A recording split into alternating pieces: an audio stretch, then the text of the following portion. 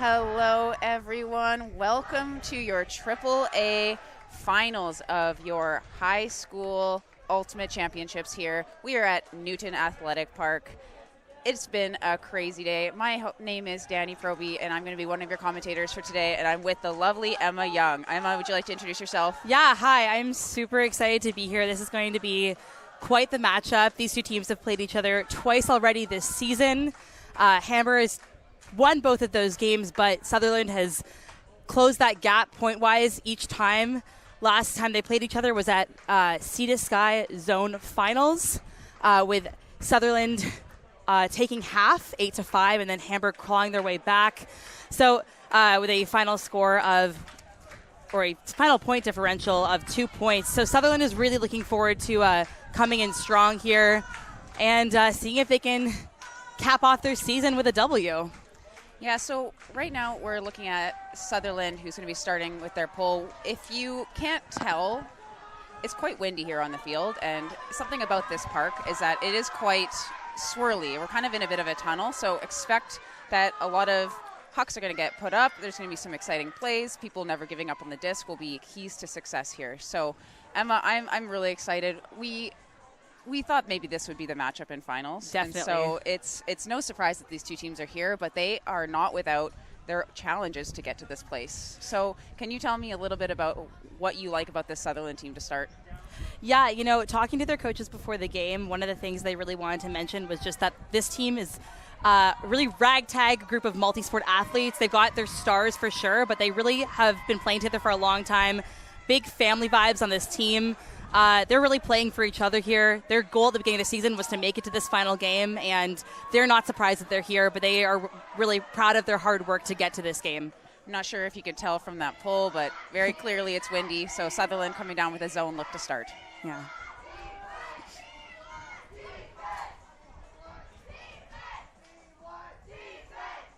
Sutherland looking, or Hamber looking to get that reset off, and they're swinging the disc, moving it through. Nice through pass, break, little give and go action. It's Alicia Zhang with it on the sideline, number 5. She's been an important player for this team all tournament long. Hammer knocking on the door here. 16 with the disc.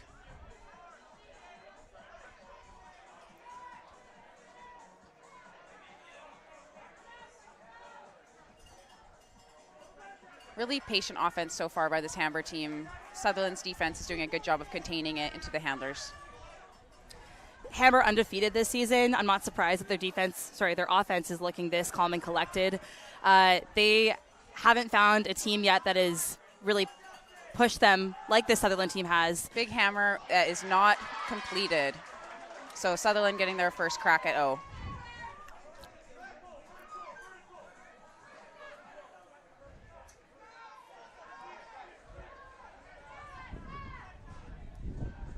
Sutherland being quite choosy with the cuts, lots of open looks.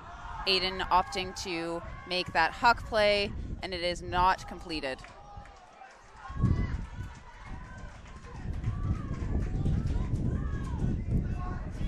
Hamber decides to do their own huck back into the end zone. Aiden McKibben there for the defense. They swing it right away. Nice catch by the handler. Disc is on the sideline.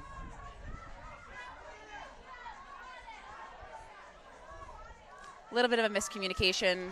Now Eric Hamber has it just outside the end zone.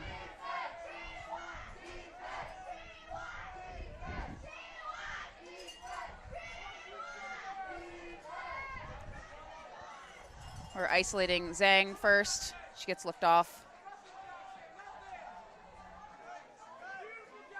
Opting for the reset.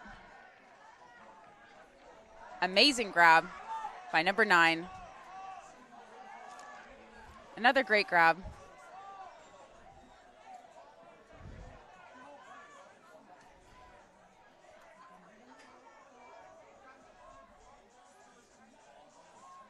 Stall count must be getting high. Huge layout block by number 4. Oh my God. What a hype play. Number 14, actually. 14, my bad. No, number 4. Number 4. Oh. Sorry. All right, and they were not able to make good use of that block, but we are pumped nonetheless.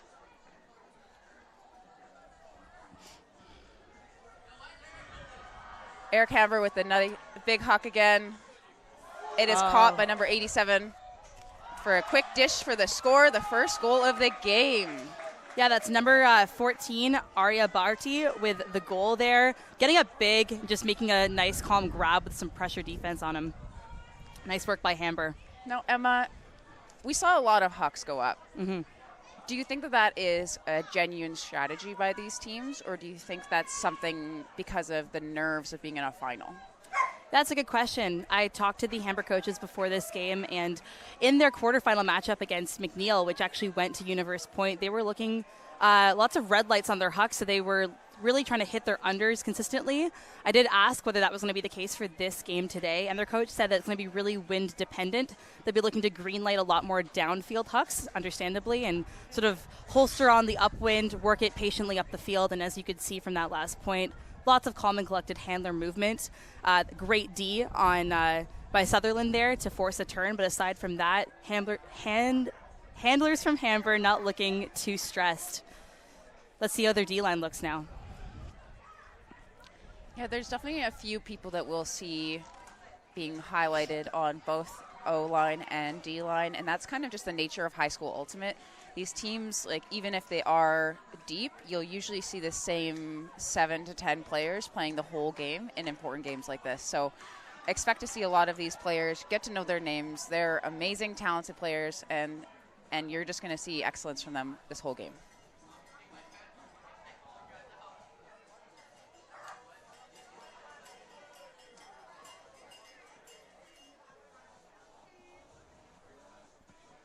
Looks like that's Coach Wesley Choi on the line there, just talking to his Hamber D-line.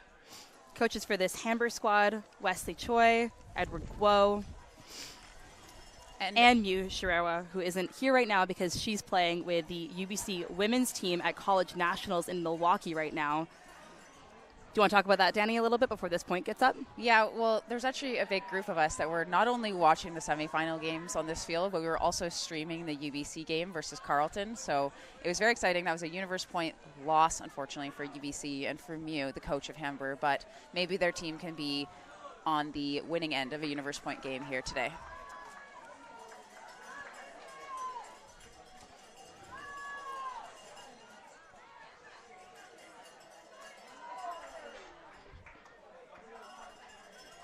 And the pull is up.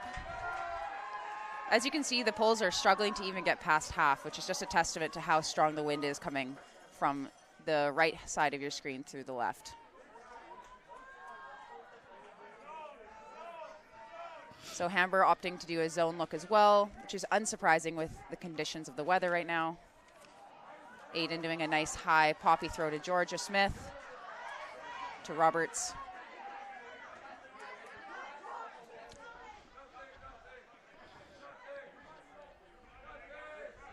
Looking a little trapped on that sideline. Ruben coming in to help, but is not able to keep onto that disc. So the Hamber team taking a little bit of a walk, trying to calm down their team, give them a little bit of a breath. Delays are in effect.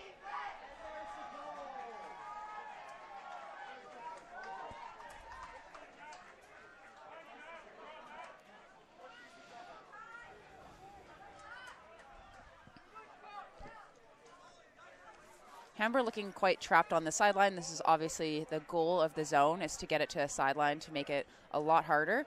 But that these dump passes that are going backwards, if they're not quite far enough, the zone is right there right away. So you have to opt for do something like that hammer in order to get it through.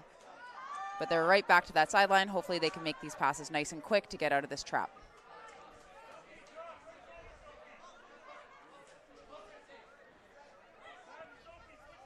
That dump, if they can't get that swing off again, they get stuck on this sideline. Hammer again, why not? It's working. Now that far wing on Sutherland's doing a good job of preventing that third swing from coming up. Nice grab by number 9.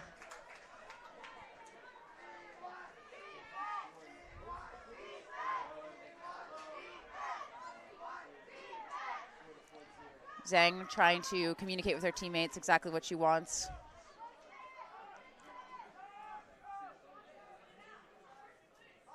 The blade, and that will not be completed. So that's great pressure by Sutherland. Smith with a disc on the doorstep, looking for McKibben right away. Or looking for Hari, my apologies. Now McKibben. Number 4 literally has no check. Hopefully they can find her. Matt Wood with the turnover, unfortunate. Sometimes when you don't have a check, it's hard to get the thrower's attention without stressing them out. Sometimes you're calling like, I'm poached, and it can be not actually effective and can lead to turnovers. But in that circumstance, I just don't think the thrower knew that she was there. Just still trapped on the sideline, getting close to their own end zone. We call this Callahan country back here. That's a nice grab by 16 to save possession.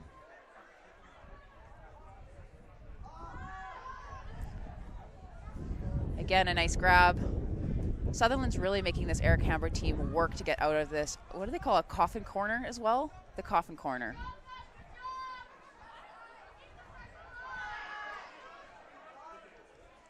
Just dumping even farther backwards. That's a nice hold on to by Jung.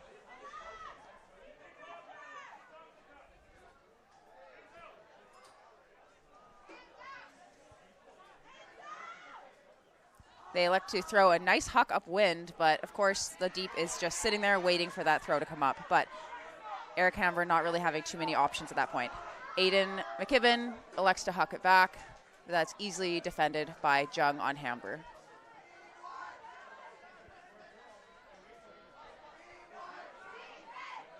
The huck is up again. It's very windy. That is, oh my gosh. Well, hopefully that player's okay. We definitely saw a couple of scary collisions earlier in the day against kind of like a soccer net, so we're really hoping that the sidelines can help people a little bit to avoid some dangerous plays like that.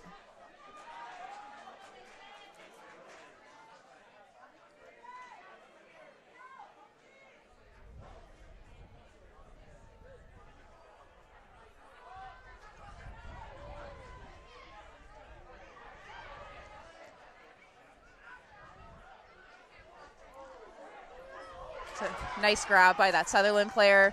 Quick little dish. They're right on the doorstep. An unfortunate turnover for Sutherland. They're going to have to get it back on defense again.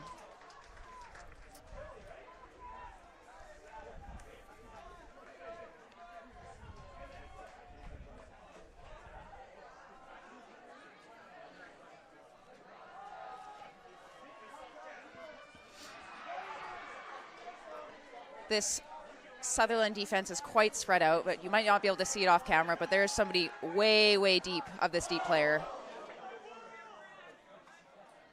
Big collision downfield. Obviously the deep player kind of coming into this space. I'm not sure that number 87 knew that McKibben was there. Definitely going to be a discussion. Definitely going to be a discussion. If Emma, from your perspective, what do you think you saw there? It's hard to tell. Looked like McKibben was coming into that space as the Hamber player was backing up. So I think the no foul call with Sutherland getting the discs, I would agree with that call.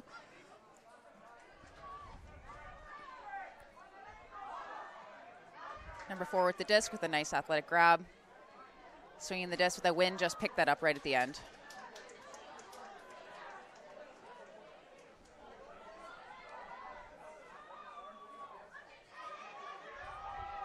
A very nice upwind throw. I don't think that they're necessarily hoping, well, of course they're hoping to make that a completion, but I think their goal is to get field position. So now Sutherland has a lot more yards to work the disc up. Hari with the disc. He hucks it back. Nice defensive play by number 87. A Sutherland player actually might have had a chance on the second attempt, but that was very, very, very fast strike deep by both those players. Yeah, that Hammer player made a great play, kind of forced the Sutherland player, number 3 there, to choose between playing the disc and playing the body. And I think the Hammer player, jumping up, forced the Sutherland player to do the same as opposed to maybe reading the disc on the inside shoulder.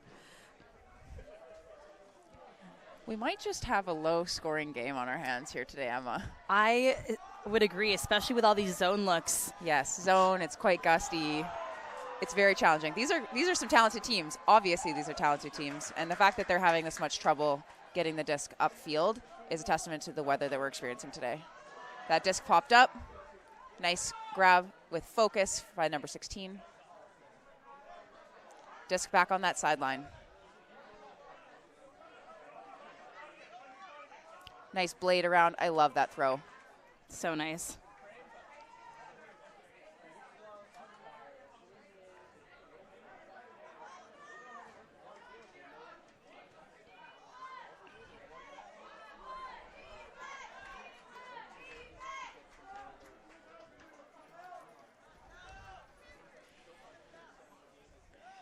Hamber working the disc up quite far. They're approaching the red zone right now.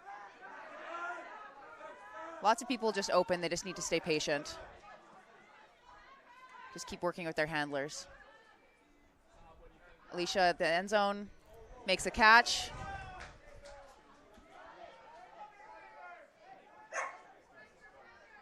Nice bid attempt by number 16. Sutherland's going back the other way, and they will huck it. And it's too far. So a little bit of downwind, making that disc boost a little bit farther. So if you're Eric Hamber, what are you feeling right now? Probably a little bit of frustration, and you can even see it in the body language of some of these players. This is probably one of the longer points they've had to play this season because they're so used to kind of having clean O and tapping it, walking it up the field and tapping it in. Although that kind of quick Sutherland break look that just occurred is something that Hamber has been mindful of throughout this season. They're looking to shut that down. So lucky perhaps in that sort of overthrown downwind huck, but when those start completing maybe later in the game, that's going to be a big threat to Hamber that they're going to want to shut down. And you can see that Sutherland too, as soon as there's a turnover, their D people are getting right back to protecting that deep space. So this is a familiar look. We see Eric Hamber on this corner again, the Sutherland zone around them. Danny, this might be one of those games where whoever can get an upwind break wins. Exactly. So when Hamber was that close, that could have been a very big game-changing moment. Nice flick around his space. That's a very challenging throw.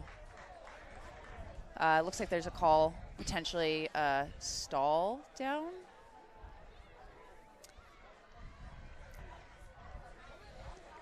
So if you're watching this and you're not that familiar with Ultimate, one thing that you might be noticing is that there are no refs on this field. So you'll see these players right now discussing the call themselves, and that is something that we definitely take a lot of pride in about our sport. So they're talking about the call. There's a XYZ. If X happens, this happens. And so these players are going to be talking about what happens next.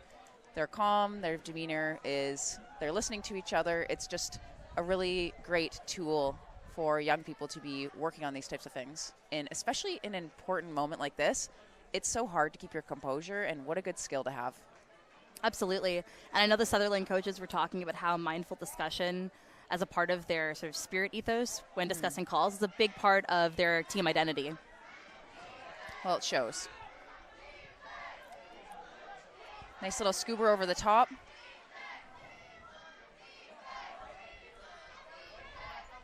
Again, I love that flick, a little around shot. Beautiful. Nice through pass, nice grab by 66. Throw to Zhang.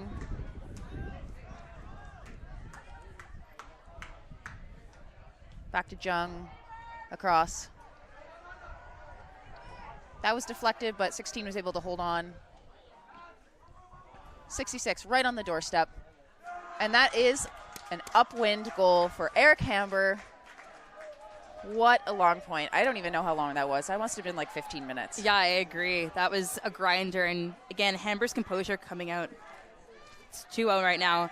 Hamber's composure coming out to really punch that one in after such a long point.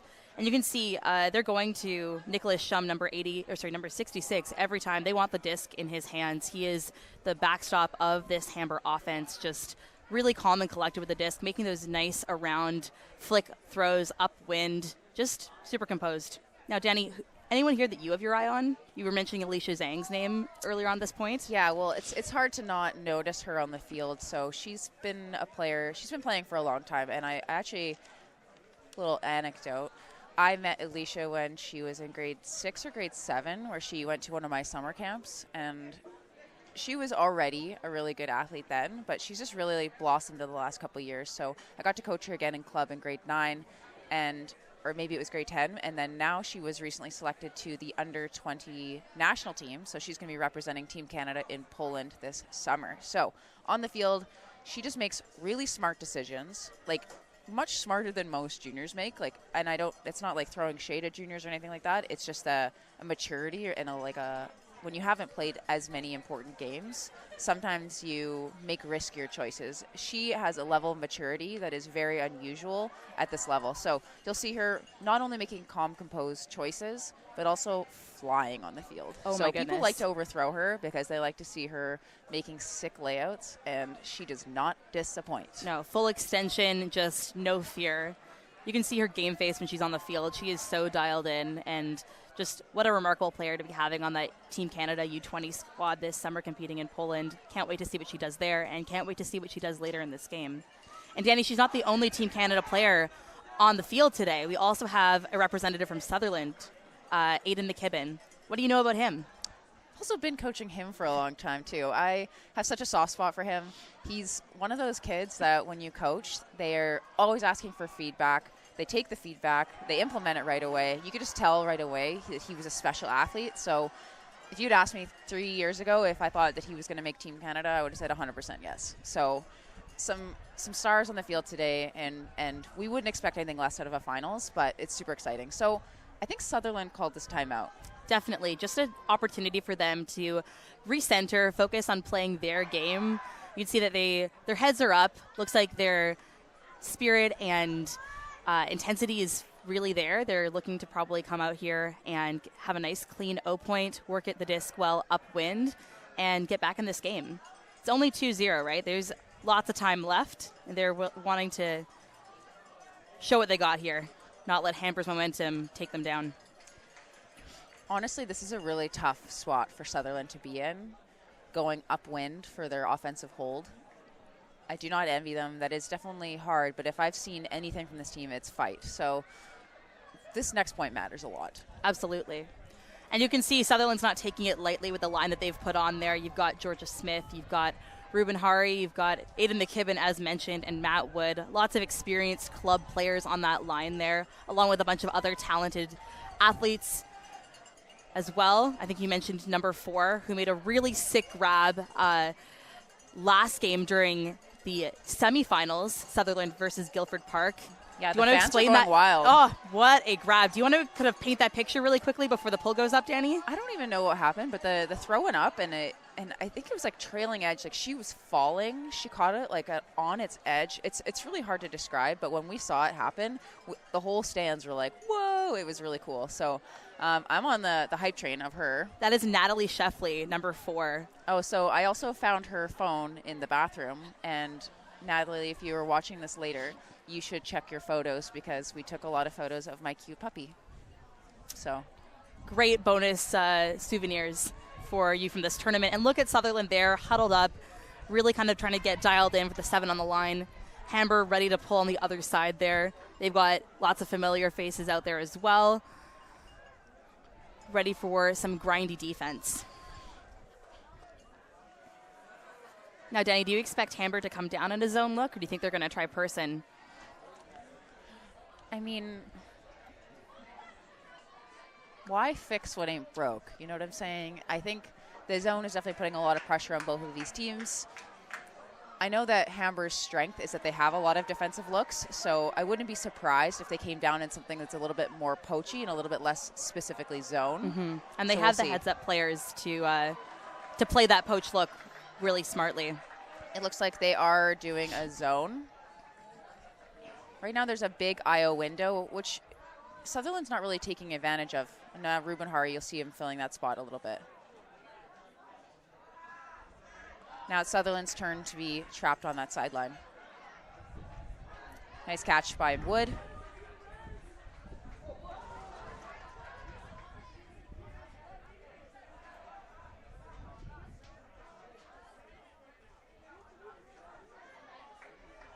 Sutherland doing a nice job of keeping the disc alive.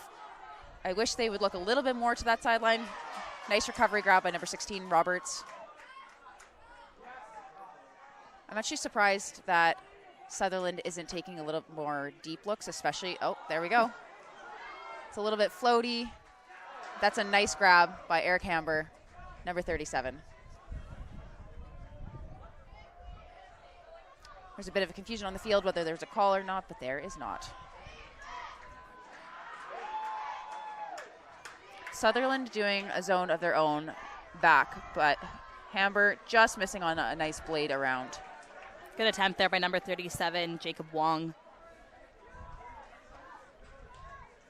Disc a little bit too bladey for him to get a hand on it, but still, we love to see that kind of athleticism and grit on the field, especially in a final game like this. You can tell the players really want it.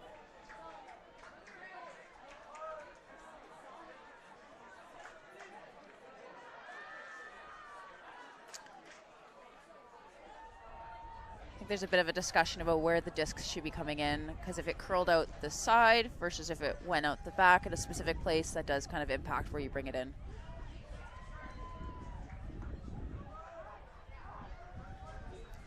McKibben looking a little trapped. He's making some sort of call, maybe a double team or a fast count is usually what's called when it's a zone.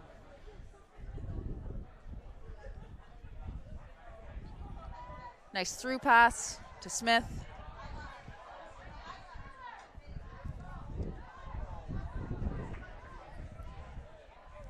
Another call on the field.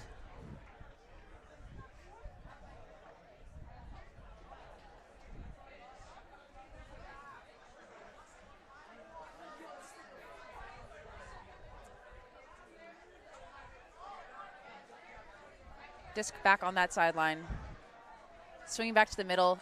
An unfortunate drop right on the end zone. Eric Hamber trying to calm their team down.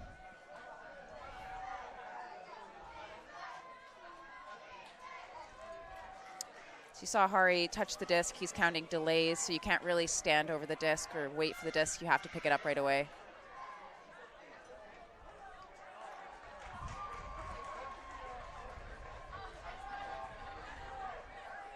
Nice IO shot. That is just missed by Zhang. She doesn't normally miss those, but that was a bit of a zippy shot coming through a tight window. McKibben with the disc.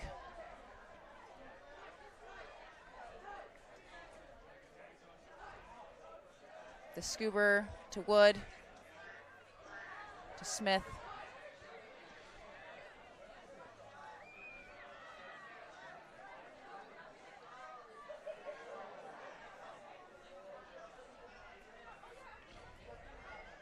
Good little give and go movement, but it's back on the sideline. I wish they would get it. Yes, perfect. Right off the sideline right away.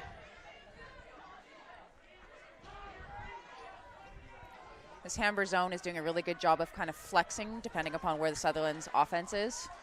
They're not just kind of doing the job that they're supposed to be doing. They're looking around and taking away the next threat.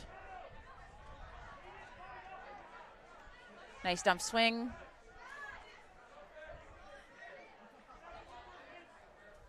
Looks like we have an injury.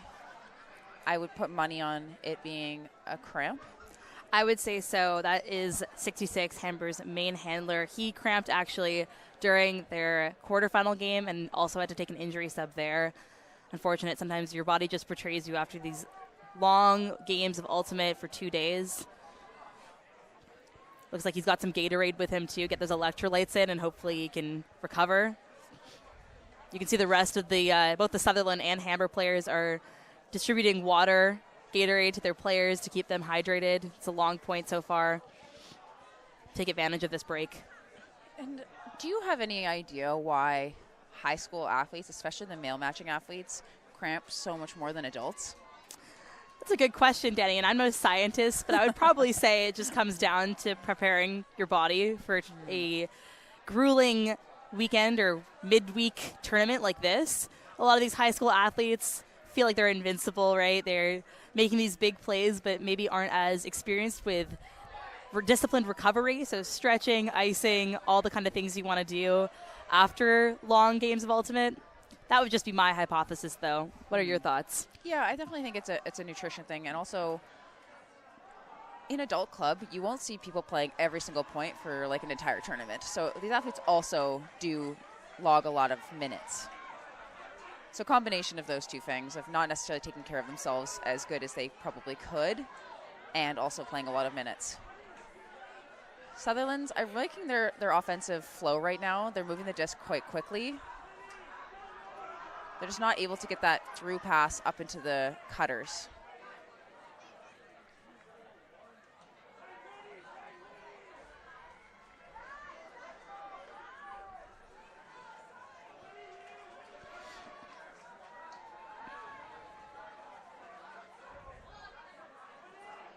That's good timing on that cut by number 4.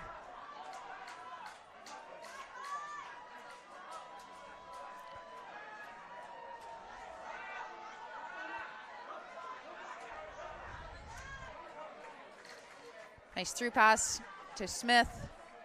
Hopefully they can kind of keep this momentum going. Disc is right on the doorstep. Can Sutherland get an upwind point of their own?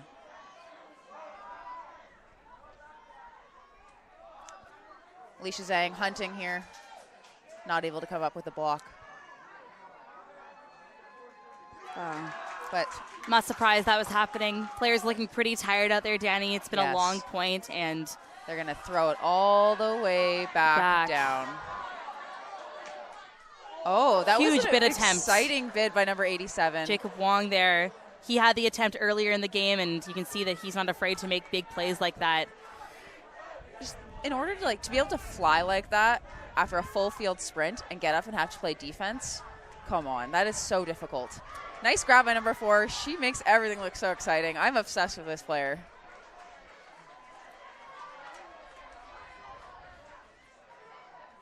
Oh, a nice attempt by Wood on that catch. So Hamber now on the doorstep.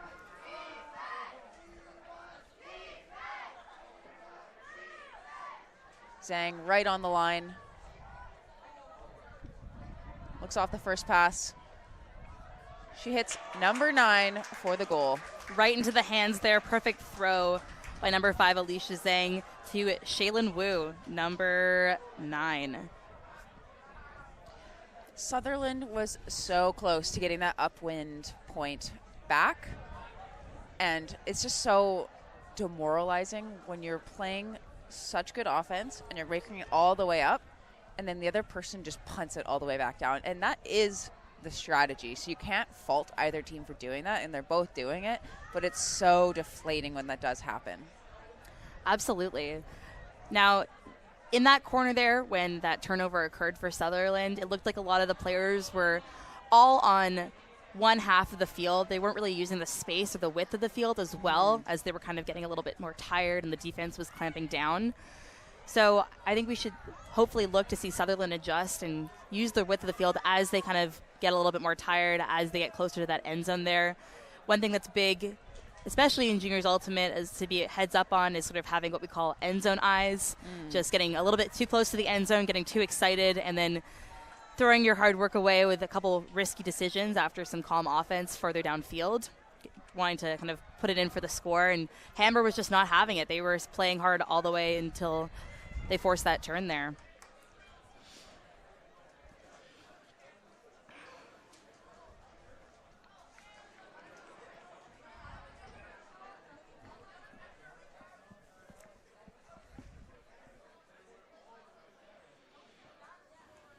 So normally when we're talking about high-level games, we talk about breaks. So what a break is, if you don't know, is if you are, say, Eric Hamber starting with the disc, they're pulling to the other team. So they're starting on defense. Sutherland gets to be on offense first. So usually in high-level ultimate, if you get to start on offense first, the likelihood of you scoring is way higher. And so if you are the D-line, like Hamber is right now, and you were able to score on this point, that's called a break. Now that plays less of an important role in a game like this. Normally you'd say, oh, this team's up 2 breaks, you need to get a break back. But for this game, because it's so windy, it's more about how many upwind goals you can get in a game. That is a phenomenal pull. That's the best pull we've seen so far this game. Looks like Sutherland has some fresh legs out there, some new faces. which is probably a smart decision. I think their normal stars or their club players on that last line were touching the disc a lot, and they need to replenish their hydrogen. Or not hydrogen, wow. They need to hydrate. They can have some hydrogen.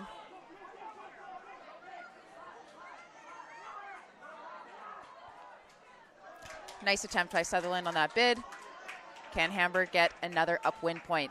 The big huck comes up. It's floaty. All the players are kind of gathering underneath it. And Sutherland with the big block. I believe that was Tyler Coulthard, number 10, with that huge block there. Way to go for him for getting under that, making a big play without causing any contact with the other players. Sutherland elects to punt it downfield. 37 is there for the block. A little bit of contact. Both players are okay.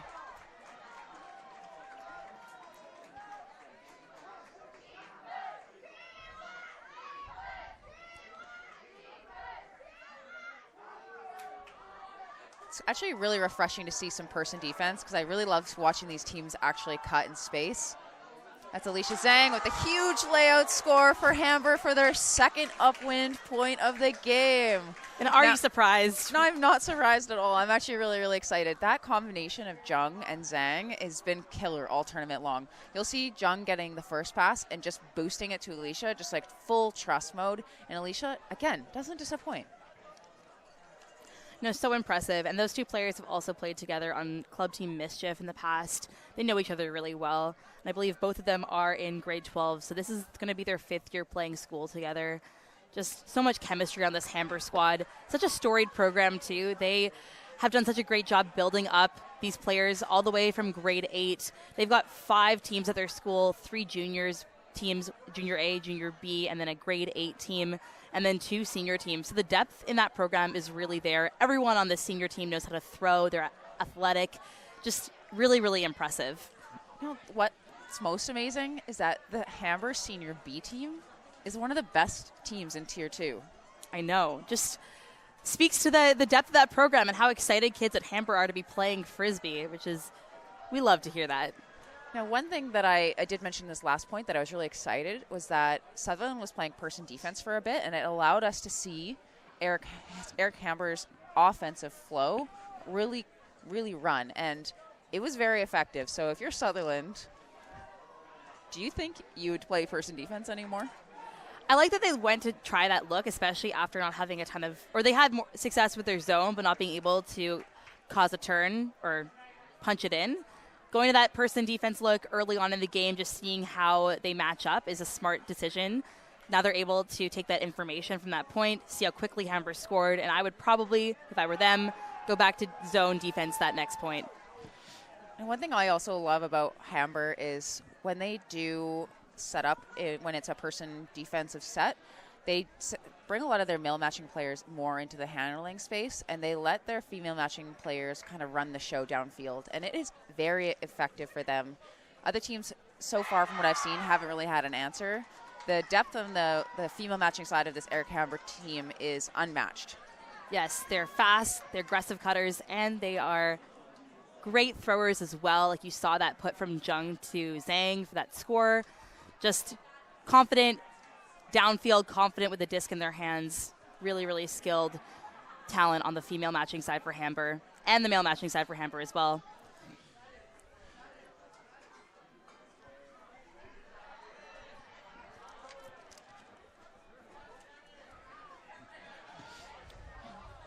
I'm going to sound a little bit like a broken record here, Emma, but Sutherland now on O, going upwind. This is a tough spot to be in. Tale as old as time. If you're their coach, what would you be saying to them right now? I would probably tell them or remind them why they're here, right? Like, as their coaches said before the game, this was their goal from day one. This team plays for each other. They're super excited to be with the people that are on this team, playing with them. And if you worry about what Hamber is doing, I think you're going to be getting in your own head. You got to come out here and play your offense, as cliche as it sounds. And I think they've been trying to do that. Getting stuck trying to move upwind with a zone D on you is pretty difficult. And I think hopefully it clicks in this point and they're able to start getting some momentum back. this game really could be in a very different score. Like, it doesn't necessarily feel as lopsided as the score indicates. So I'm not counting Sutherland out. I think they still got some gas in the tank. They got some moves left to show. I completely agree. McKibben back handling now. Before in the last point, he was a little bit more in the deep space looking for the hucks, but they weren't coming up, so now he's back in the handling spot. Nice grab by Smith. Her and Wood handling really, really well together.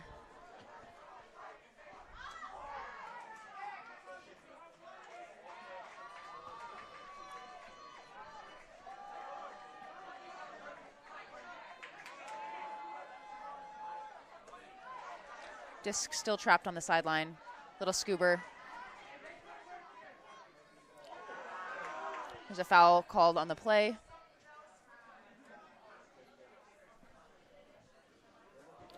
The two players are going to talk about what happened. I believe sorry, go ahead. If the Eric Hamber player agrees that it was a foul, the disc is going to stay with the Sutherland player who called the foul. And if they say that they think it was not a foul, the disc is going to go back to the thrower. Assuming that the Sutherland player thought that she had a play to catch it.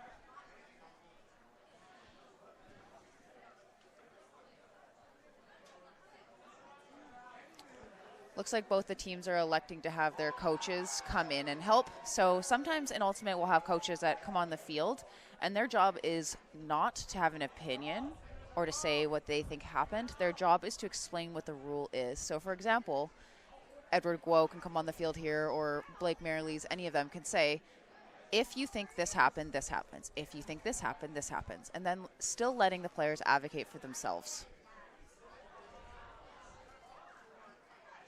So the disc is going to go back to the thrower, which means the Eric Hamber player contested the call, meaning they did not agree that it was a foul. Emma, what did you think about, we're not necessarily going to have opinions, but what did you see from way up here? We don't have best perspective people.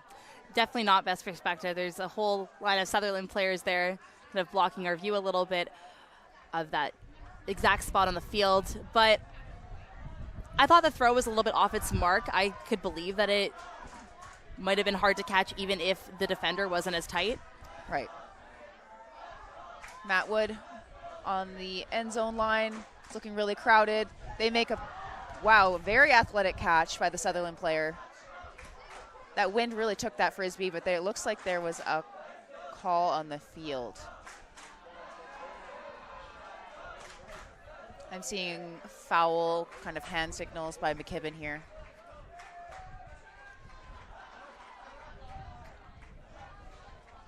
This does give all the players on the field a chance to catch their breath, though, so I'm sure they don't hate that. It's true.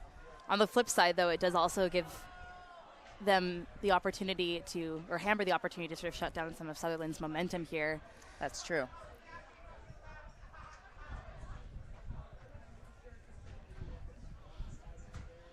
Now, I know at USAU or WFDF events, that's World Flying Disc Federation, so international events, players often use the international hand signals for calls, and it allows us in the commentating booth to have a bit more of an inside look into what's going on in the field or kind of figure out what they're discussing. But some of these junior players just discussing it, so we don't quite know what the calls are, but it looks like disc coming back to Wood there.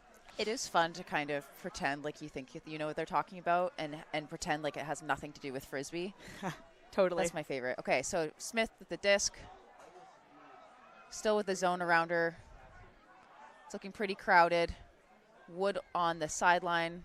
He makes a pass, and she is able to hold on to that disc. Sutherland gets their first upwind point back. We had that Eric Hamber player flying out of nowhere. So the composure that it takes for that player on Sutherland to be able to keep that disc in her mitts, unbelievable.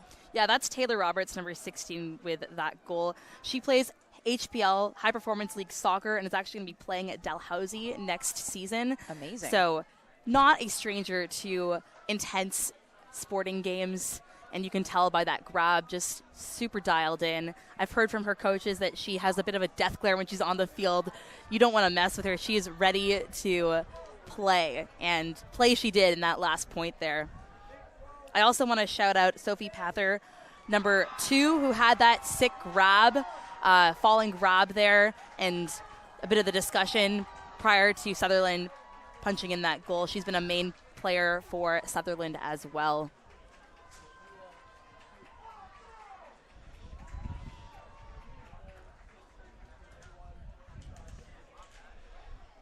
Now, Danny, what did you think that Sutherland did differently that point that allowed them to score? Well, it looked like they were on the sideline a little bit less. And so in the points before, they were opting to take the easy pass because they want to keep the disc alive, obviously. And I totally understand that. But the whole goal of the zone is to get the disc on the sideline because the sideline kind of acts like another wall of defense. So what I was noticing is that they were throwing a few more kind of like gentle over the top throws. And if you can get it past that first line of the zone, everything else kind of opens up a little bit more. So once they were able to kind of get that scuba over the top, the high release over the top, or the IO kind of through the middle, then all of a sudden the other side of the field, they're kind of racing. They're outnumbering them on the other side of the field. So I think that was the key to their success. Close to the end zone, that looked like a hot mess. Like, it was honestly like quite crowded. Hamber was still doing their zone right up until the very, very end. So I'm very impressed with Sutherland's ability to hold on to it there. Absolutely. I actually liked the zone look from Hamber there. I agree. That was making the handlers sweat a little bit, and they did a really good job to find that open player, number 16. Sutherland back with their zone set. Now this is Callahan territory, potentially. Not anymore. Hamber making some nice through passes.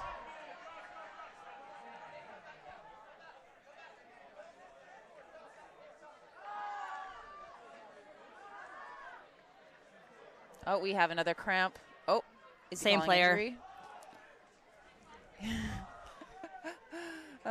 Just the gentle calf grab. Over under 4 more cramps this game.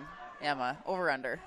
Oh, we've already got one. No, starting now. Oh, starting now. I would say I'll go optimistically 3. Okay. What about you, Danny? I'm going to say 5. 5, yes. Over. All right. Hamber moving the disc really well right now. But their momentum has slowed. Sutherland is still right around them. Disc is now kind of more on the sideline.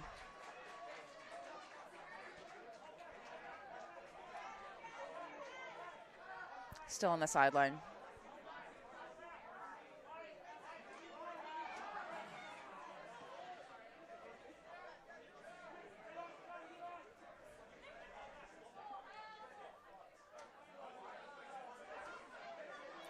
These same 2 players just kind of doing give and goes, keeping the possession alive. They only have 10 seconds, so they got to make passes amongst each other pretty quickly.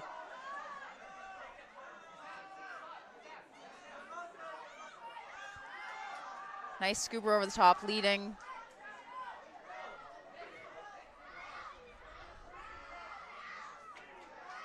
The Sutherland team is yelling at their team to melt, which means go to person defense instead of zone.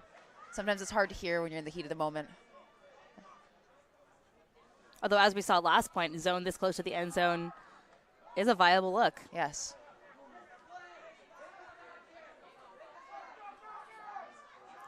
That huge layout bid, but number 37 is able to keep possession of the disc. That is a Hamber upwind goal right back. They're just saying to Sutherland, we are not phased. We can do exactly what you did. There's actually been more upwind goals than downwind in this game.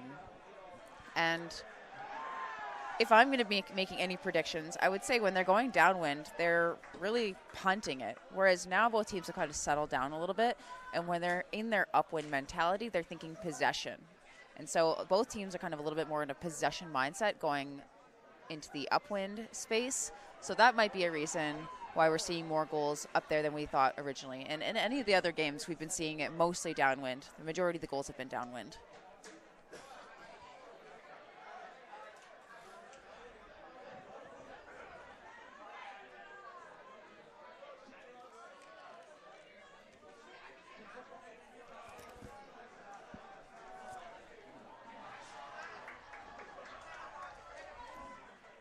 Now, Emma, do you happen to know the score of the semifinal of Eric Hamber versus Churchill?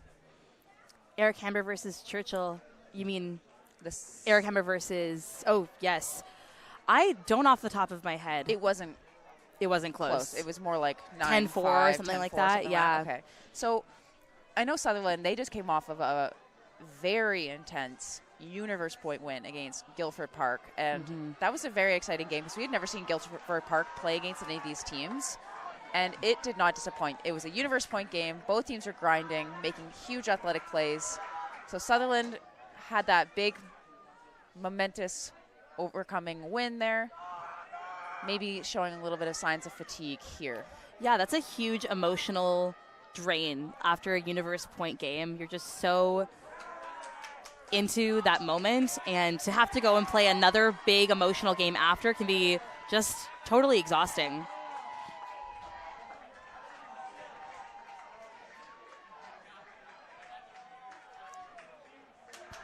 No surprise here. We have Zhang with the score. Easy open side. Got quite a commanding lead on our hands here. Yes, absolutely. And the wind is, not to curse it, but the wind looks like it's dying down a little bit, which might open up more of those huck looks in future points. We shall see. Now, Emma, you are a high school coach. Not only a school coach, but you're also a high school club coach. Can you tell me a little bit about your coaching philosophy on green lights on hucks? Like, are you pretty conservative? Do you want to keep possession? Or do you really like the really aggressive deep looks? I think obviously it depends on the game. I like to encourage green lights early on in the season because I want players, all young players, can throw more and work on expanding their repertoire and toolbox of shots to take. So saying red light from the beginning of the season kind of stifles those looks when they're open. I do think there's a balance to be struck, though, between full green light where juniors are just picking up the disc and hucking it downfield back and forth, kind of like what was happening earlier on in this game, and taking those shots when they're open. So kind of communicating that to players. What about you, Danny? I'm very aggressive. Love that. As a player, I'm very conservative. But as a coach, I just think teams and games where there's lots of big hucks coming up to smart choices. Like, I don't want them to be bad choices. Like a one-on-one with a few steps, I want that coming up. And I definitely am an aggressive. I like aggressive, deep games, especially like as a spectator. So exciting. So exciting. Biggest plays happen on big throws like that.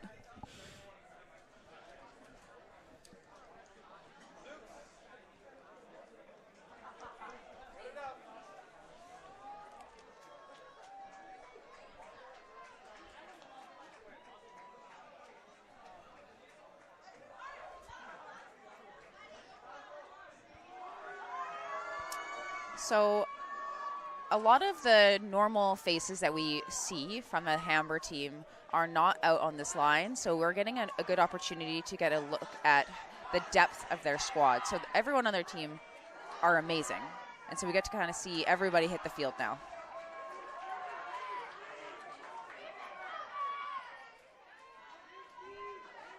A little bit of contact there.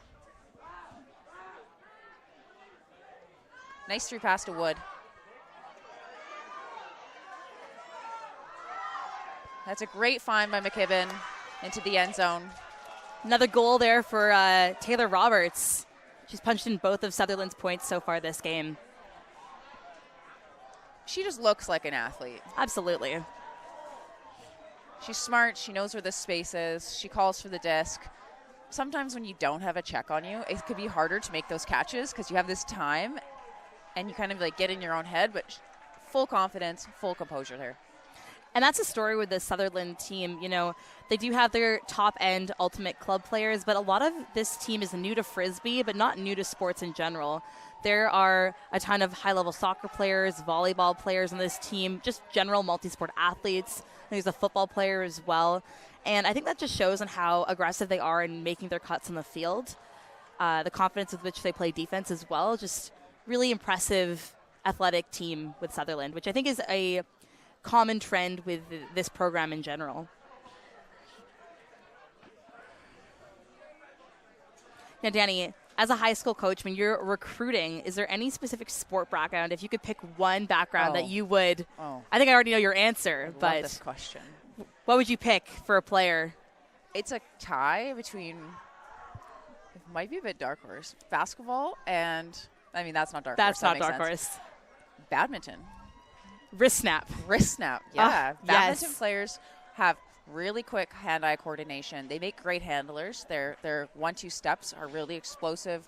They've got great wrist snap. They're super easy to teach how to throw. So a combination of your like basketball players as cutters and badminton players as handlers, mwah, that's my favorite. Love that. Basketball players, they know zone. They know how to box out.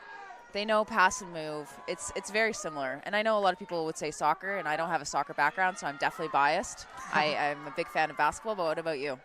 I would definitely say basketball, and I know that badminton is the same season as Ultimate in the high school season, so it's hard to recruit those players if they're already dedicated to, already in love with the court, can't bring them onto the field type of thing. But my first pick is definitely basketball. That's the right choice. Yeah. Good defensive players. You can always teach players how to throw, but sometimes that defensive awareness is just so innate with players that are used to such a high-paced game. The best part about watching basketball players play is when they have the disc and they like bring it up over their head because they think the person can take it from them. They're just so used to that movement that they don't just hold the disc kind of in front. And they you can pick it out fake above their head. I love it. And they get so low on defense and on the mark, just like full on squat. It's great. Yes. A little bit of confusion here on the field. The two coaches talking to each other about where to bring the disc.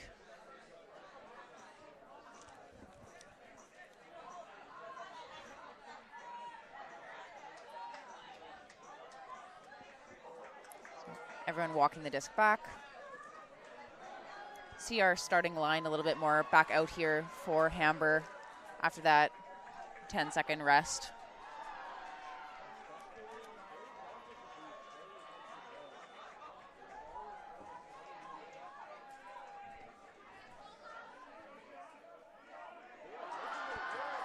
Nice flick around to Zhang in space.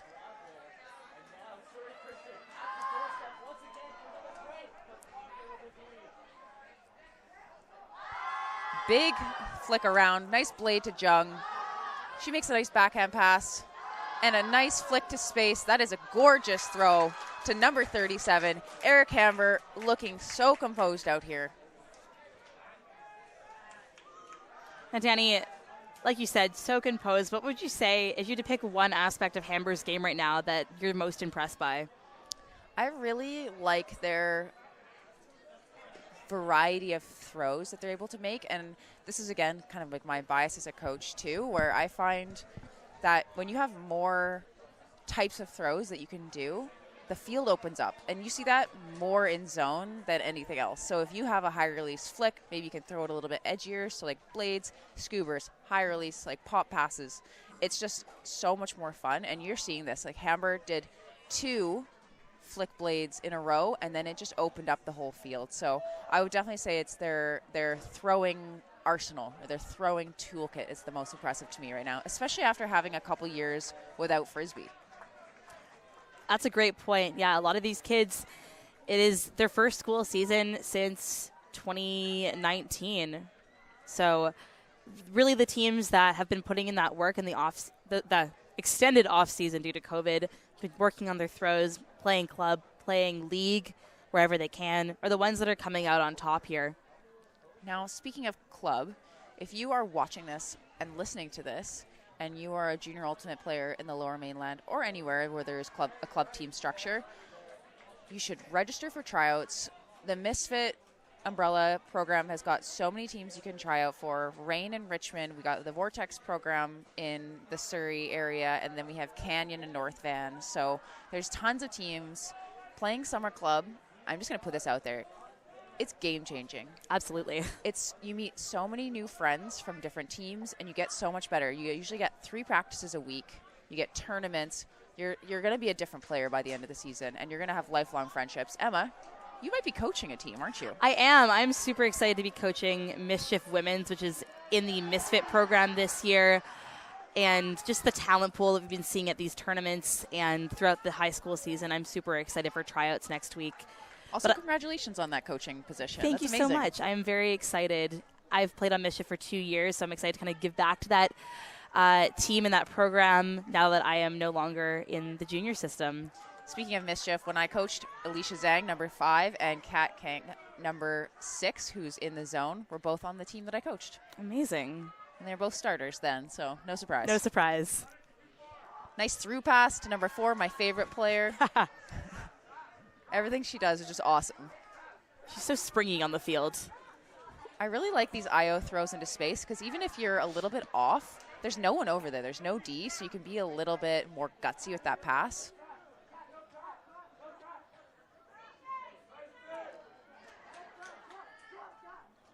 Hamber really making Sutherland work here to get the disc off the sideline.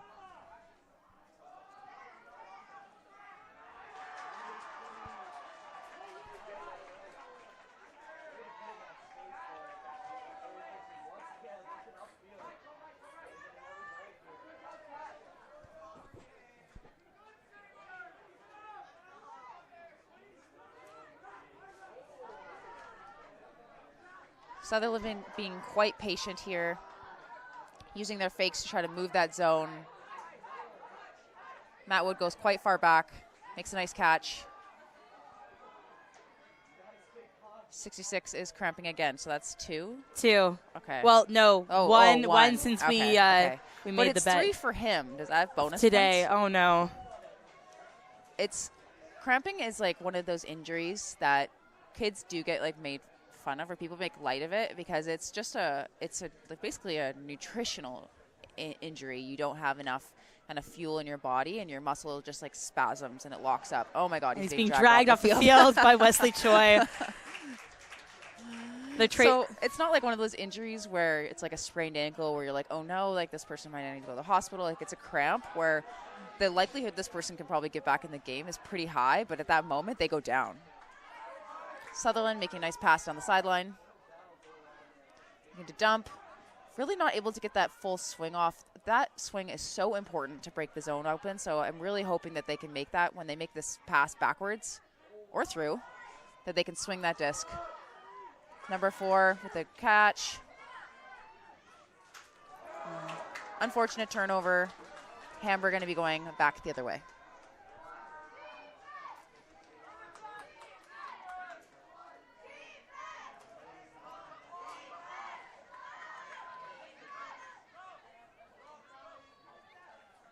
.37 throwing a nice forehand huck. McKibben is there, no problems. We see him do that all day long. He is so good in the air. He's so good at reading the disc. Unfortunate drop by Sutherland. Eric Hamber with the disc again.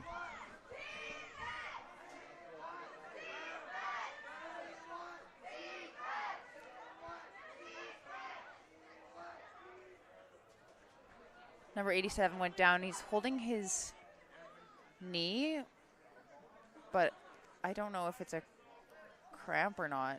He's trying to like worm off. Okay. Number 4 is going to pull him off the field. I can't get enough of her. She's so funny. And I think that speaks to just the community and camaraderie between teams, even in this hard-fought game. You know, number 87 goes down, and the other team's player goes to try to help him. Tries to drag them off the field. Tries to drag him off the field in a lighthearted way that I think just is one of the reasons why I love this sport so much. I'm hoping it's just like a quad cramp into his knee and not something that's going on with his knee. Yeah, we don't like seeing knee injuries, Danny. No, speaking from experience. Nice D by Smith. She had established a pivot foot, so that's what the conversation's happening right now. Because she established a pivot foot, she's actually not allowed to bring the disc back up now. It's so important for players on the field to know the rules. It's so helpful. Absolutely.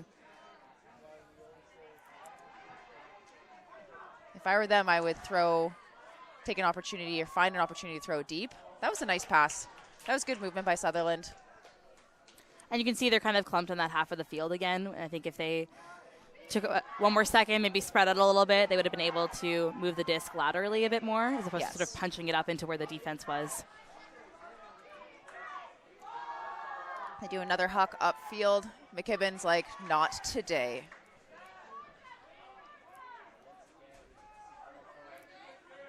Beautiful swing to the other side. That's what we like to see. Frisbee moving really, really well. That's Ruben Hari. He's got a player all by herself. He's going to fake it because the defense clamped on. Smith just outside the end zone. It's a pretty tough spot to be.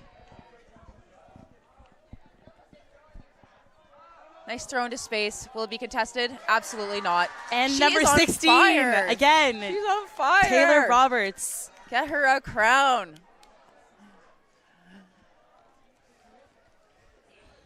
Just so impressive. So I know we talked a little bit about this when Zhang called a call on the field. We talked a little bit about rules. Now I'm curious your thoughts about rules. Now we did already talk about how there's been a couple years without Ultimate. Have you seen an impact, if any, on the field because of this in terms of rules and spirit? I think definitely yes. There's a lot of kids coming into this season never having played a competitive season of Ultimate before, whether in school or in club. And a lot of those rules I find are often something that players learn through playing.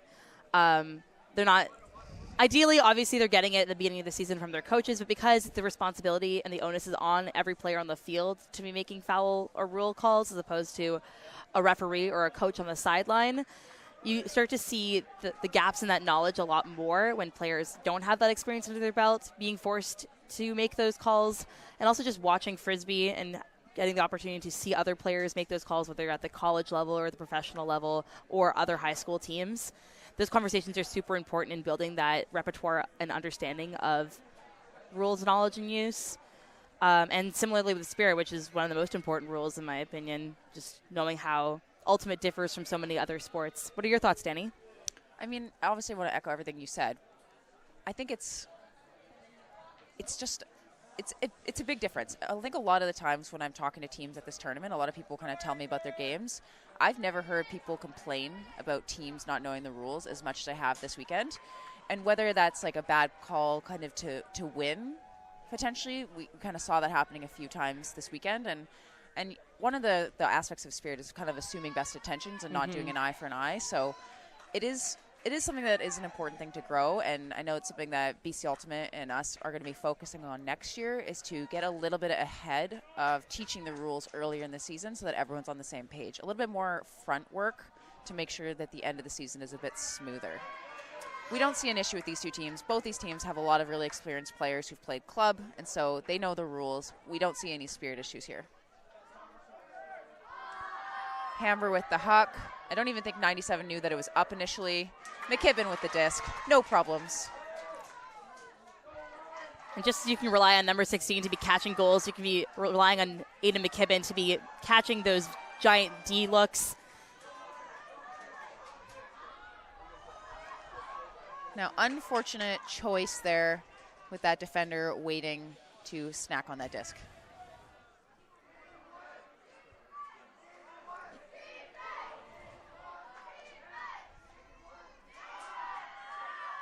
McKibben's time to shine. Here we go. A little smile. He says, thank you.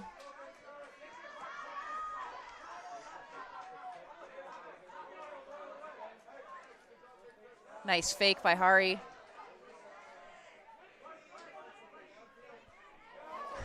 Number 97 flying everywhere. We love the energy. We love the spirit. Marking in the zone is exhausting, and he's doing a great job. Zhang with the poach block.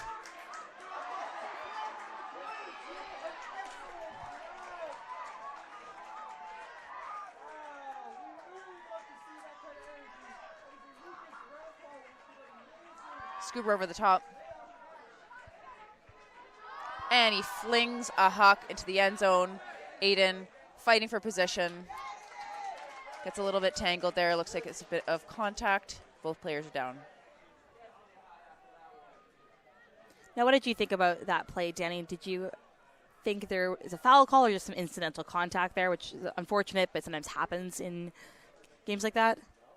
It's hard. It happens so fast without being able to watch the tape replay. It looked like Aiden had, McKibben, had position. but then he backed away from it a little bit, and the Air Canada player kind of tried to sneak in through that window. So I think that's just like an accidental contact for both players. Mm-hmm. I agree.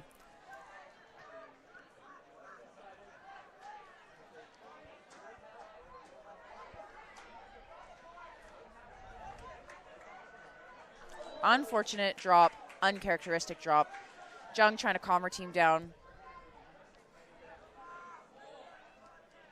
Yeah, you'll hear the term chilly offense often used on Ultimate Fields.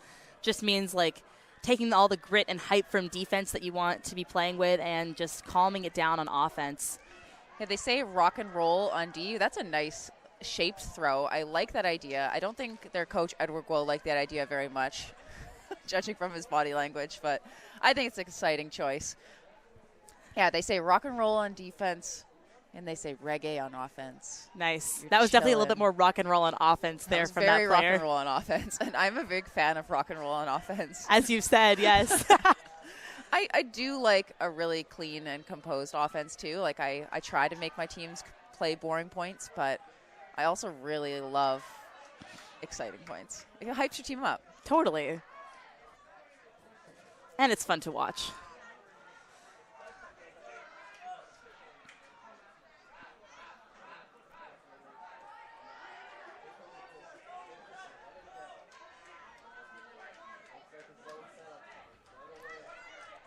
Sutherland moving the disc quite nicely through the zone.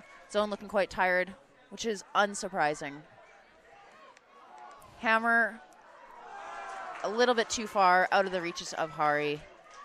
Sutherland back on D.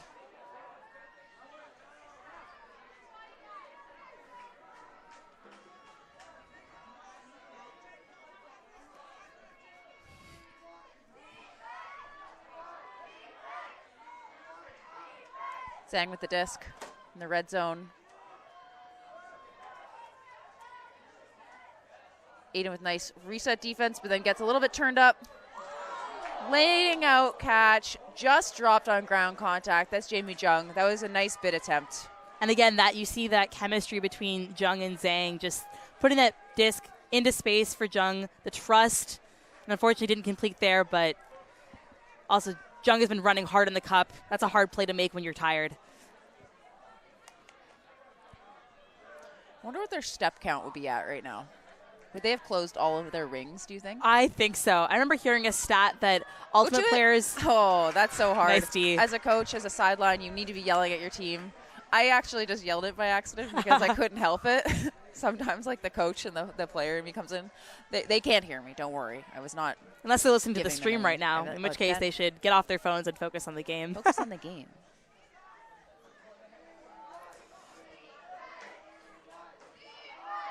Huck goes up to Alicia on the side.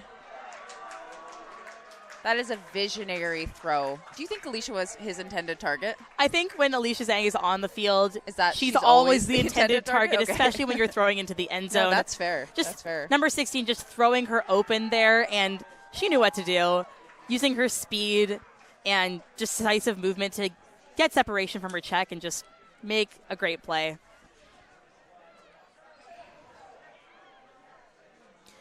Now we are nearing on soft cap right now, which will be happening at 4:50. So for those who don't know, soft cap is when we are getting near to the end of the game. You add 2 points to the top score, which currently would be Eric Hamber's score. So if the score is 8, you add 2, which would make it 10. And that is now the point cap that either team has to try to hit in order to win the game, as opposed to capping at 13 or 15, depending on the game. Okay, so I'm going to do a couple of score updates from the last round. So we had Richmond High playing against Oak Bay, and Richmond took that game 11-4 for 15th place. We had Okanagan Mission playing Mount Doug. That game was 9-8, so a nice close game for 13th. So Okanagan Mission coming 13th. We have Handsworth in 11th place, overcoming Heritage 8-6. And then we had Delta, a surprising 9th place finish over Point Grey. Point Grey was expected to be in quarters, if not semis, and so that is an amazing outcome for this Delta squad, who showed a lot of heart this whole tournament long. They ended up beating Churchill as well in pool play. Yes, this is their first ever provincials, and I talked to them yesterday, Danny. They were super excited to be here. They're wearing neon pink jerseys. They got a lot of style, a lot of swagger on the field, coming in confident in their game, and just really excited to see how that program continues to grow in the next couple of seasons. Absolutely, and I know there was some exciting drama happening yesterday. So in one of the pools, Churchill, because they ended up losing to Delta, they thought that they were going to be out of the top 8 because they beat even though Churchill beat Heritage, they thought Delta was going to beat Heritage because of kind of how the scores were going. But then Heritage had a huge come from behind victory, I believe on Universe, against Delta. I think they were down by 3 or 4 at one point. So that was an amazing victory. And so instead of bringing Heritage or Delta into the top 8, that actually re-bumped Churchill back into the top 8. So they were very, very grateful to that Heritage squad. Yeah, and that just speaks to how much parity there is between these teams. Really, anything can happen. Churchill had a bit of an off day yesterday, losing some games that they were expected to win, and also just playing a bit messier than what they expected of themselves, and they turned it on today. Obviously not making it to the finals, unfortunately, after losing to Hamber in the semis. But Juniors Ultimate is so exciting because anything can happen. You never know. You never know. Sometimes a player that has been struggling with their throws all season will just have their throws or their flick, for example, click at provincials and then be throwing full field bombs. I have seen it happen before. The learning curve for these young athletes is so steep, and when something just clicks for them, they can go and pop off, and no better time to do that than at a tournament like this. Exactly. Speaking of popping off, McNeil ended up finishing 7th place, so they had Eric Hamber on Universe in quarters. So very, very exciting. So they ended up finishing 7th place over Seaquam. That was a pretty close game. Then we had Burnaby North playing South Kamloops. Burnaby North ended up winning that game. That game also was super exciting. Now, we watched South Kamloops play yesterday against Handsworth, and we didn't know what to expect with this team. We know they have a lot of Helios club players, but their team, just top to bottom of their roster, they can all throw, they can all catch. They're very tall. Emma, were you on the hype train for South Kam like I was? Absolutely. Honestly, I would have loved to see them go even farther. Super excited for them to play 6th in the top 8 is amazing, but I can't wait to see South Kam again next year. Just what an impressive program that they've built up there. Big throw up by Aiden. That's just going to work. What an amazing set play by this Sutherland team. And that sideline is hype, as they should be.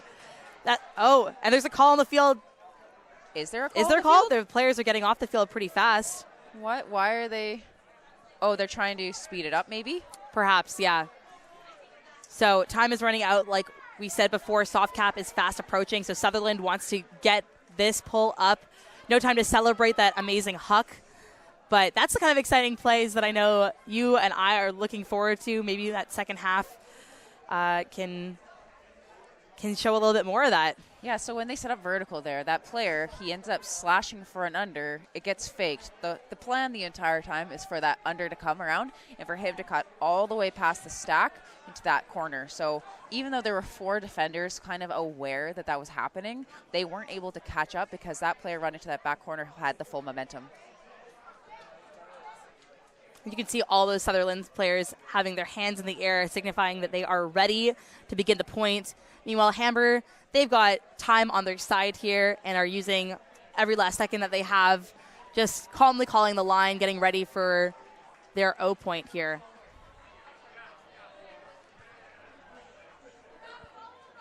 The pull is up for Sutherland. Another great pull. The Sutherland sideline is getting hyped. They're getting the spectators in it.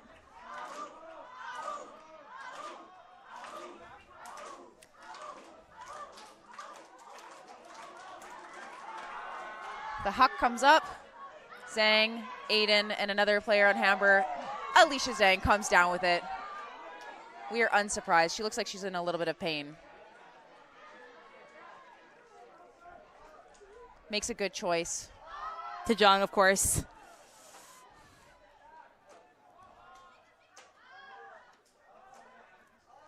Nice movement by Hamber.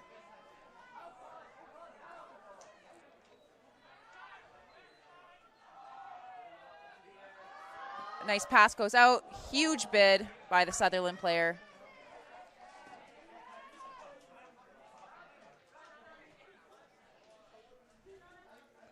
They elect to make a swinging pass to the middle.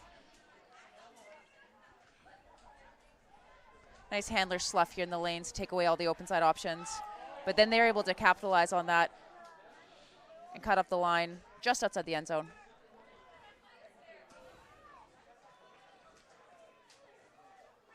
Sutherland really clamping down on their defense. Hamber electing to make a hammer. McKibben is there. Who else?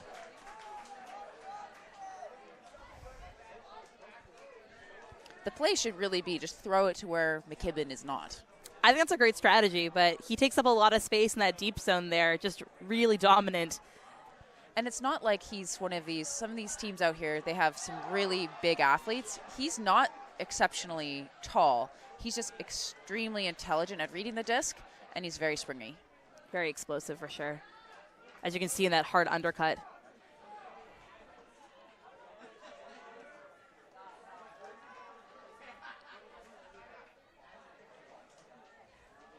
What do you think of this defensive set from Hamburg here, Danny?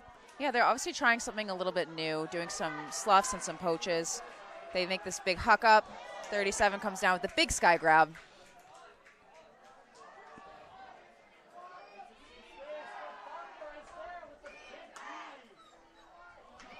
The huck is up. McKibben setting up 87. They're going to battle. Great matchup. Amazing grab by number 87. And the Amazing spirit after. grab. Just the high five, the respect from McKibben after number 87. Colin Wu makes that grab. That was incredible. McKibben is just very used to coming down with all of those. And after he got skied there, he was just smiling. He's like, that was amazing. Game recognized game, right? Woo.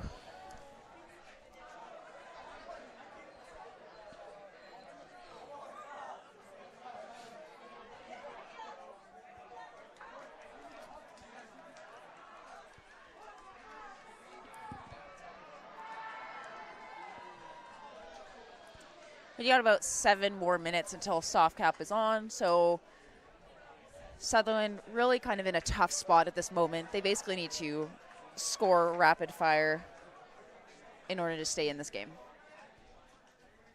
One thing I do want to shout out for Sutherland is when the pandemic first happened in 2020, we at Elevate Ultimate decided to do something called the Ice Olympics, where we asked schools to give us somebody from their school team, and we would do Frisbee-related challenges. So they couldn't have high school championships. So instead we did like disc spinning and like other things related to Frisbee tossing.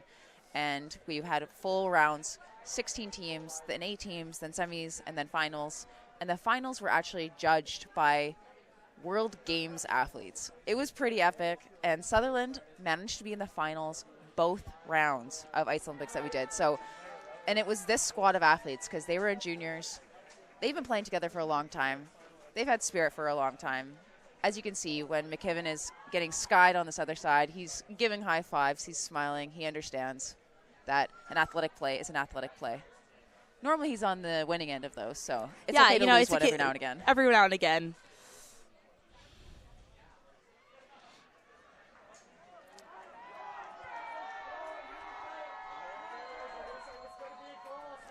A lot of the starters for Sutherland are sitting, taking a bit of a break. Unfortunate drop.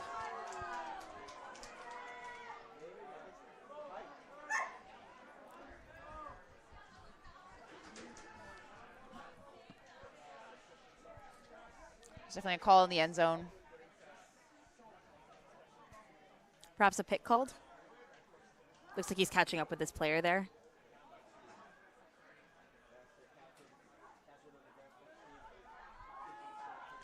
Alicia Zhang with a nice one-handed grab.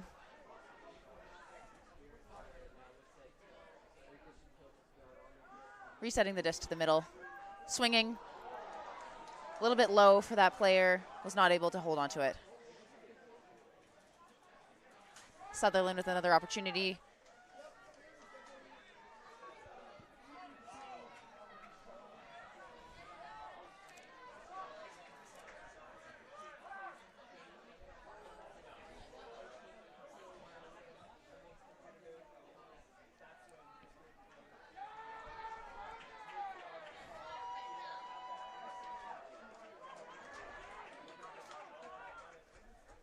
One thing you'll see some of these Hamber players doing when they're playing kind of in these poachy sets is instead of looking at the disc, they're actually looking upfield. So they're a little bit more aware of where Sutherland is, and so they're able to take away the threats as they're coming. A lot of times you'll see juniors players just staring at the disc with no idea kind of what's really happening behind them. And that's what I love about this defense. They're heads up, they're smart, they're well coached. That's why they're winning. Exactly. And I think that's actually a big notable difference between the Sutherland zone and the Hamber zone. You can see Jung there just like taking the crashes a little bit better than the Sutherland zone. Sometimes Hamber would be allowed to kind of crash in without the top of that cup grabbing That's it. Zhang with the score. Easy money. When a handler is able to make that break throw, so that IO shot that they got right to the end zone line, it makes the job of the cutters in the stack so much easier. So now Zhang is able to cut to that side. Her check's on the other side of her because the handler did all of that work to get that break off onto that side.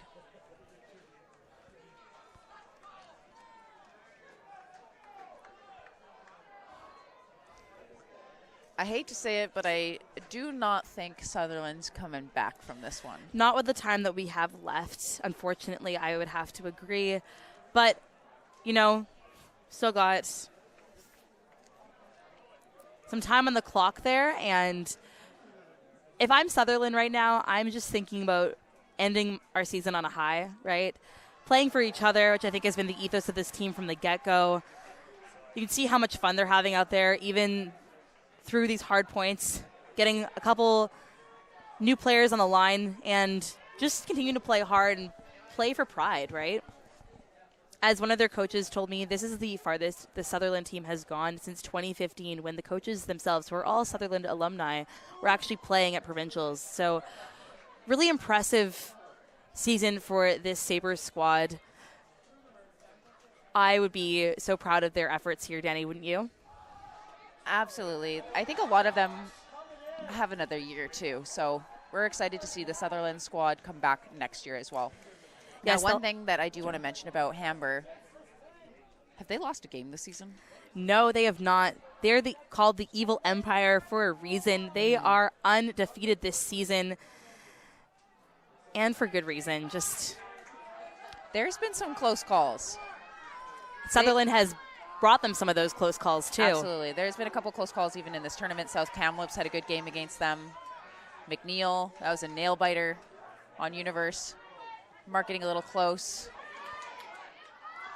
Aiden throwing a huck. He's unable to catch onto the disc.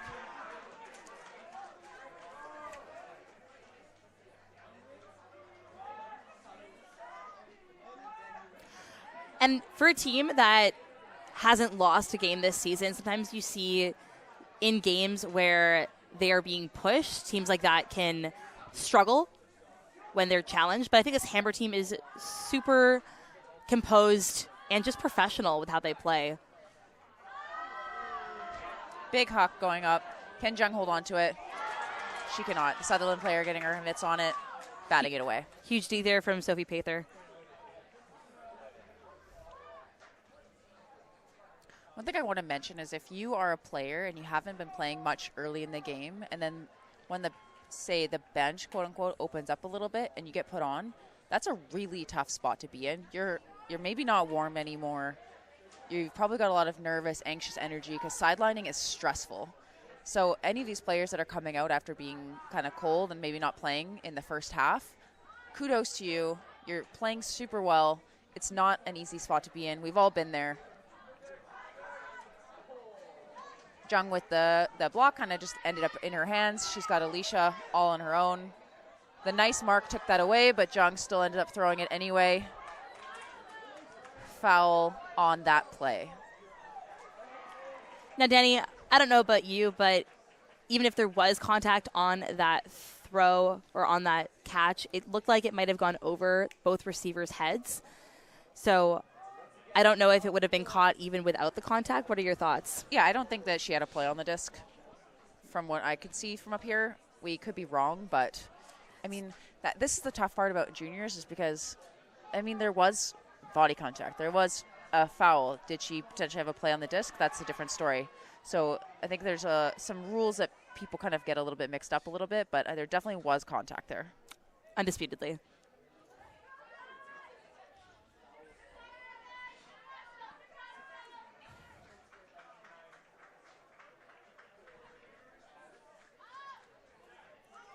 Hamber running a patient offense, getting lots of different cutters to be making cuts from the stack. I would like it if they would make maybe one more cut. A lot of the players are making one cut and then giving up on it. And then Alicia's like, it's my turn. And then she goes and scores. We should have done an over-under on how many points Alicia would score today. It's pretty outrageous. So dominant. One thing to note, though, on that swing there, the Sutherland mark actually switched the force, maybe by accident because the thrower was left-handed. So usually players tend to force flick, which is north to south, going north on your screens. But because the thrower had the disc in their left hand, the mark flipped there, which actually put all of the downfield defenders on the wrong sides of their players. Glad that Hamber didn't capitalize on that opportunity, although they were able to punch it in a couple passes later.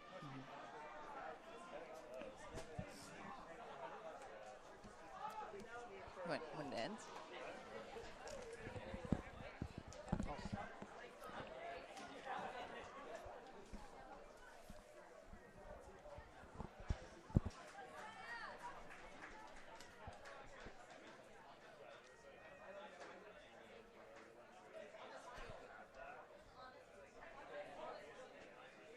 So we are officially in soft cap now, so only 8 more minutes left in this game. I think hard cap would be going off at 5 o'clock, yeah, that's correct. So we are really close to the end of this game. Again, I don't think Sutherland has a chance to come back, but I do think they have a chance to end with some points and with some good flow. Eric Hamber team is proving to be the evil empire that we thought they were at the very beginning of the season. Just saying, we called it. Bit of a fresh line out here for Eric Hamber, and a fresh line for Sutherland as well.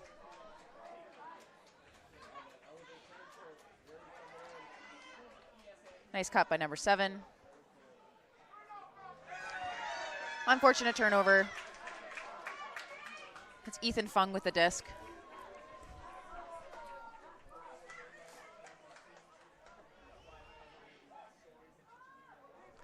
Makes a nice pass. That flick is going up. Sutherland players able to bat it away. Cooper Lozon with the D there. Multi-sport athlete, football, soccer, tons of athletic experience from that player. Cooper actually won one of the rounds of the Ice Olympic Challenge. I think it was a disc spinning or maybe some sort of like disc I'm not flipping. surprised. Big huck comes up. Just out of reach of the offensive players.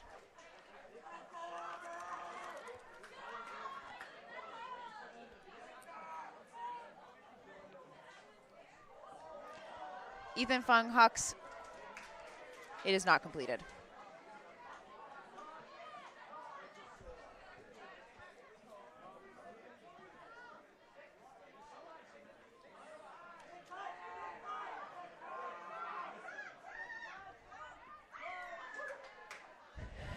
Good pressure there by the defender. Hamber stacking quite far out of the end zone, running their vertical.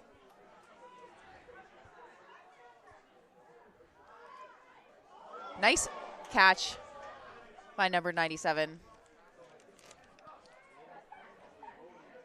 Disc swinging to J-Lu. All the way to the other side.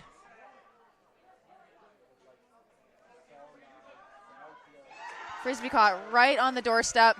And then hand blocked by Sutherland. I think this Hamber team thought that that was a goal. Definitely from the reaction on that sideline there. But good spirit from Karsten to a high five Lozon there after the hand block. That's a really clutch D. Nice catch under pressure by number 9.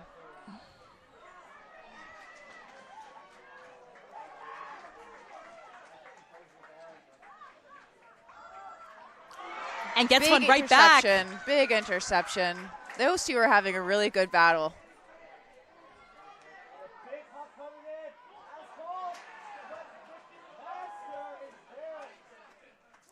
Ethan Fung with the up the line cut. And can he hold on to it? Yes, he can. Eric Hamber looking so hyped by this. And another cramp on the field. Oh my God. I think I'm at 3 now. You can't see the cramp, but it's happening just off camera. I think they're being nice and not filming it. Yeah, some modesty. But there was a player face down on the turf with his calf locked up. And it actually looks like there might be some discussion on that goal. But it looks like Hamber has been ruled in, and that is another point, increasing Hamber's lead by 1. That's what we were talking about, how when you haven't played much in the game and you're able to come on, I felt like Ethan Fung there had a really composed point. He came in probably pretty cold, and he was very calm with the disc. He made very good choices. His throws are nice and snappy. Good job by him. Yeah, and I just want to shout out all the grade 11s on these squads. These are primarily grade 12 teams, and I think they're just realizing that that is the end of the game, and that will be another provincial banner for the Eric Hamber Griffins. Congratulations to them. What a composed performance. I know we've said it before, but Danny, any thoughts about this team? I mean, it kind of felt like for them, a lot of people were rooting against them all season because they were like the obvious choice. They were winning all of their games. They just were the team to beat the whole season. So anytime they were playing anyone, everyone was cheering for the other team, and that is kind of a hard position to be in. So the fact that these athletes are able to kind of be in that position this whole season and still come home with the championship is a big testament to their mental game. I completely agree. Just so much pressure, and they did not crack. Congrats to them on truly an undefeated, perfect season. And congrats to Sutherland. They had an impressive season as well. That Universe Point win in semifinals. They're one of the most spirited teams I've ever seen. They're such a solid team. So congrats to them on second place. Still waiting to hear what team ended up finishing third. It was between Churchill and Guilford Park. So curious to know what's happening on that side. But again, congratulations to Eric Hamber. You are our 2022 AAA champions. Let's go. Thank you so much for tuning in to this live stream. My name is Danny Proby. Really appreciate all of you for tuning in and being a part of this. It was so special to have High School Ultimate back again. Yes, thank you so much. I've been Emma Young, and this has been such a fun experience to see everyone back on the field after a 2-year hiatus. We are so thankful and can't wait to see the talent in BC continue to grow. Sign up for Summer Club.